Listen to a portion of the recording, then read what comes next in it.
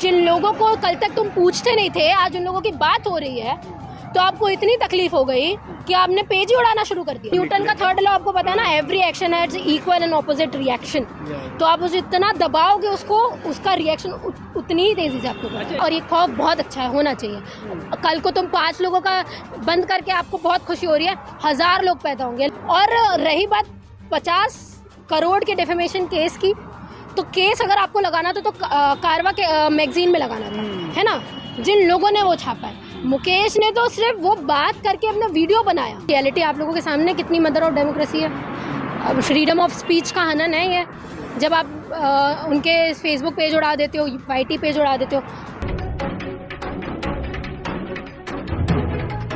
नमस्कार दोस्तों, बहुजन फ्रंटलाइन देख रहे हैं आप और मैं सुशील कुमार। लगातार हम देख रहे हैं कि भारत में सोशल मीडिया के तमाम पेजेस, तमाम चैनलों को जो है बैन किया जा रहा है। और सवाल ये खड़ा हो रहा है कि सीधे तौर पर जो एक वैकल्पिक मीडिया है, जिसे स्पीच एंड एक्सप्रेशन का जो है एक नया रूप कहा जा रहा था, उस पर कहीं ना कहीं सरकार जो है उसको उस पर शिकंजा कसने की कोशिश कर रही है, उस पर हमला करने की कोशिश कर रही है। मेरे साथ में अपेक्षा रंगारे हैं, जो लगातार समाज के मुद्दों पर बेबाकी से अपनी बात रखती हैं, दिल्ली यूनिवर्सिटी से पढ़ाई कर रही हैं। अपेक्षा किस तरह से देख रही है जो लगातार सोशल मीडिया अकाउंट जो है बैन किए जा रहे हैं सरकार के द्वारा? डर है सरकार का, सरकार के पास में कुछ बचा नहीं है, कोई और टैक्टिक्स की वो लगाए, लोगों की आवाज़ बंद करे तो आप पेजेस ही उड़ा दो, यही बची है उनके पास में, यही कर रही है सरकार। ठीक है, इसका मतलब ये है कि सरकार ने कल तक जो मेन स्ट्रीम मीडिया अपने पास में ख़रीदा हुआ रखा था ना,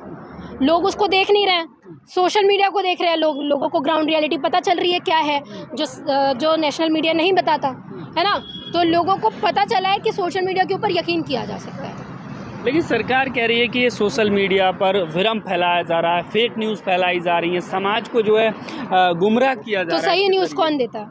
आपकी नेशनल मीडिया, जो ग्राउंड लेवल की रिपोर्ट नहीं दिखाती, जो यूजीसी के लिए लोग बाहर बैठे होते हैं वो नहीं दिखाती, सपोर्ट में जो चाहते हैं कि निकले।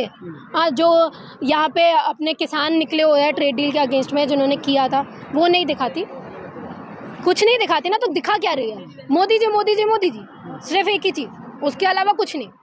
तो देश सरकार नहीं है, देश ऑपोजिशन भी है, देश जनता भी है, देश मीडिया भी है, देश जर्नलिस्ट भी है। ठीक है, जिन लोगों को कल तक तुम पूछते नहीं थे, आज उन लोगों की बात हो रही है तो आपको इतनी तकलीफ हो गई कि आपने पेज ही उड़ाना शुरू कर दिया, और बिना किसी प्रायर नोटिस के साथ में। तो ये डर ही तो दिखा रहे हैं ना सरकार का। सरकार कुछ कर नहीं सकती तो सरकार बैन कर रही है। अब कुछ लीगल कार्रवाई कर सकते हैं आप, तो लीगल कार्रवाई करती है ना।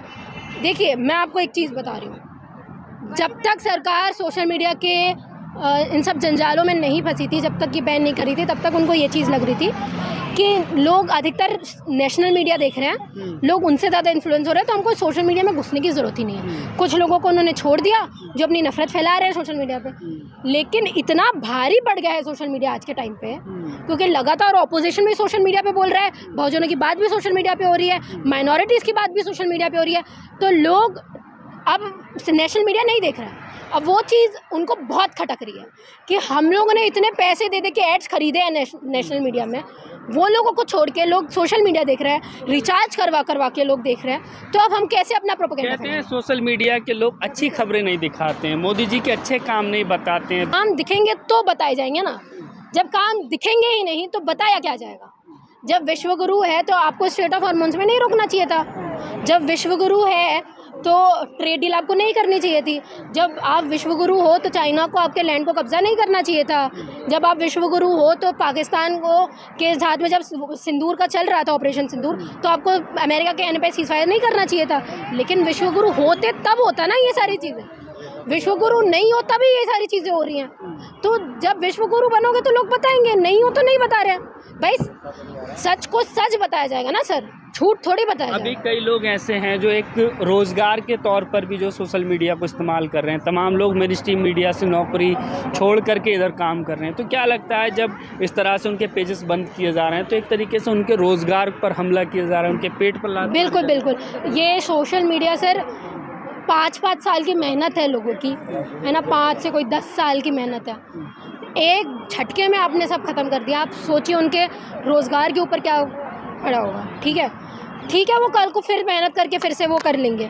लेकिन आप ये बताइए, जिनके पेट पल रहे थे उनसे, जो यूट्यूब उनको पैसा दे रहा था, हाँ, जो फेसबुक उनको पैसा दे रहा था काम करने का, लोगों की बात करने का, आज वो नहीं दे रहा है। तो आपने सिर्फ अपने ऑपोजिशन की आवाज़ बंद नहीं किया, आपने कई लोगों का रोज़गार बंद कर दिया। आप रोज़गार तो आपकी सरकार वैसे भी नहीं दे रही है। जो लोग ये सब करके रोज़गार कमा रहे थे 2 वक्त की रोटी, वो भी आपने छीन ली।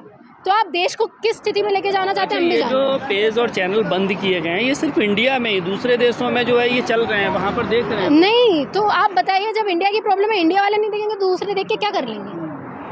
अमेरिका वाले लोग देख के क्या करेंगे? जब इंडिया के लोग ही नहीं देख पाएंगे, तो ये तो वही बात होगी ना कि हाथी के दांत दिखाने के कुछ और खाने के कुछ और है। आपने ये तो बताया बाहर तो देख सकते हैं, लेकिन आपका मेन मोटिव ये था कि इंडिया के लोग ना देखें, यही बात है ना। क्या लगता है, डर है मोदी जी को क्या सोशल मीडिया के ये जो क्रिएटर हैं, इन्फ्लुएंसर हैं, इनसे मतलब इतनी बड़ी सरकार डर रही है क्या? बिल्कुल। देखिए, जब वो क्या बोलते हैं, वोट चोरी का मुद्दा हुआ, ठीक है, कितने वास्ट लेवल पे उठाया गया, किसने उठाया? सोशल मीडिया ने उठाया ना, मेन स्ट्रीम मीडिया ने तो कुछ किया नहीं।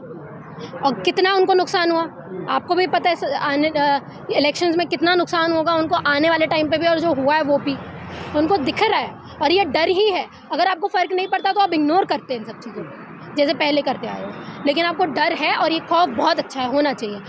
कल को तुम 5 लोगों का बंद करके आपको बहुत खुशी हो रही है, 1000 लोग पैदा होंगे, लाखों लोग पैदा होंगे। नितिन गडकरी जी को ये चीज़ लगी कि शायद मैं डिफेमेशन का केस लगा दूंगा तो लोगों में डर का माहौल हो जाएगा, लेकिन ये दूसरे तरीके से चली गई चीज़ें।